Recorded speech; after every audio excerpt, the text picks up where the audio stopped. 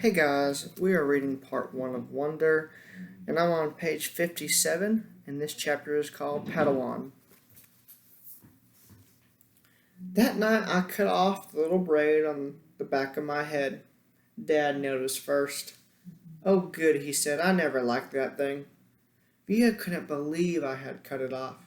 That took you years to grow, she said, almost like she was angry. Why did you cut it off? I don't know, I answered. Did someone make fun of it? No. Did you tell Christopher you were cutting it off? We're not even friends anymore. That's not true, she said. I can't believe you would just cut it off like that, she added snottily, and then practically slammed my bedroom door shut as she left the room. I was snuggling with Daisy in my bed when Dad came to tuck me in later. He scooched Daisy over gently and lay down next to me on my blanket. So, Augie Doggy, he said, it was really an okay day. He got that from an old cartoon about a dash hound named Augie Doggy, by the way. He had bought it for me on eBay when I was about 4, and we watched it a lot for a while, especially in the hospital.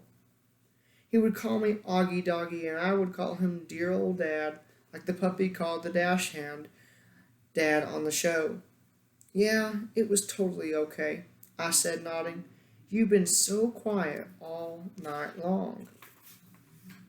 I guess I'm tired. It was a long day, huh? I nodded. But it really was okay? I nodded again. He didn't say anything, so after a few seconds I said, it was better than okay, actually. That's great to hear, Augie, he said quietly, kissing my forehead. So it looks like it was a good call Mom made. You going to school? Yeah, but I could stop going if I wanted to, right?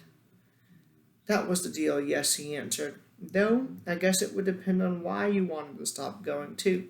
You'd have to let us know. You'd have to talk to us and tell us how you're feeling, and if anything bad was happening. Okay? You promise you tell us? Yeah? So can I ask you something? Are you mad at Mom or something? You've been kind of huffy with her all night long. Augie, I'm as much to blame for sending you to school as she is. No, she's more to blame. It was her idea. Mom knocked on the door just then and peeked her head inside my room. Just wanted to say goodnight, she said. She looked kind of shy for a second. Hi, Mama, Dad said, picking up my hand and waving it at her. I heard you cut off your braid, Mom said to me, sitting down at the edge of the bed next to Daisy. It's not a big deal, I answered quickly. I didn't say it was, said Mom. Why don't you put Augie to bed tonight? Dad said to Mom, getting up. I've got some work to do anyway.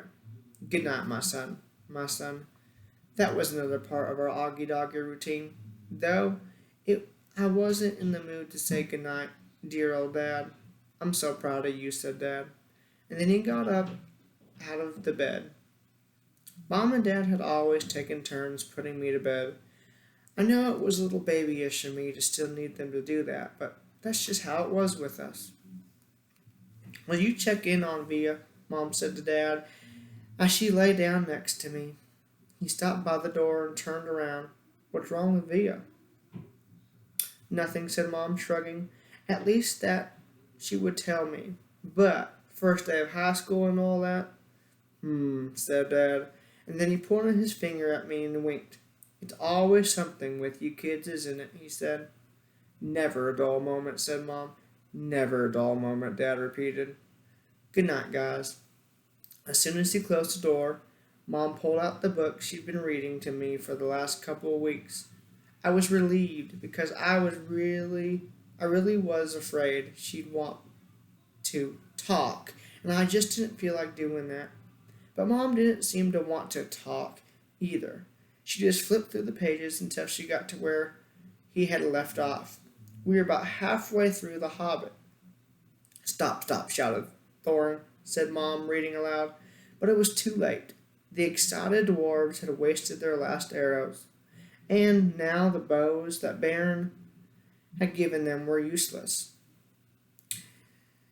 They were a gloomy party that night, and the gloom gathered still deeper on them in the following days. They had crossed the enchanted stream, but beyond in the path seemed to straggle on just as before, and in the forest they could see no change. I'm not sure why, but all of a sudden I started to cry. I'm on page 60.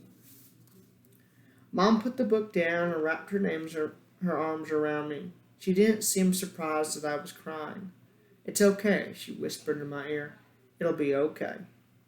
I'm sorry, I said between sniffles.